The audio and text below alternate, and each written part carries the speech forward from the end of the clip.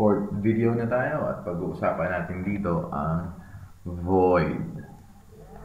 Siguro naman literally alam mo ang ibig sabihin ng void. Okay? Itong void ay ginagamit when you are creating a class that will not return any value or any type of value like int, integer, double, etc. Always remember, bear in mind, Java always needs to know what to expect. I'm gonna give you a simple example. Let's see here. I'm gonna write it here. Public. Okay. Let's say void. And say my name. Function.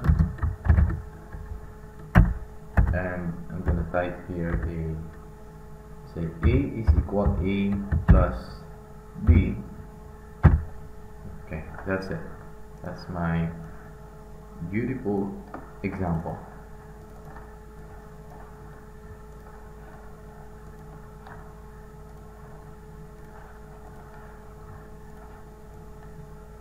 Okay, so this is my simple example. So, ang mangyayari rito, parikoy, itong void na ito, as you can see, literally, hahanapin ito ng ating JVM, yung Java Virtual Machine, to search this particular line of code and understand the entry point of the program. Because sabi ko nga kanina, no? Java always need to know what to expect.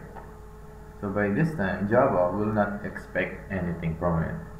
So it will not return any value because of void is being used. Ganun lang kasimple yan, pare ko. Next video tayo. Main.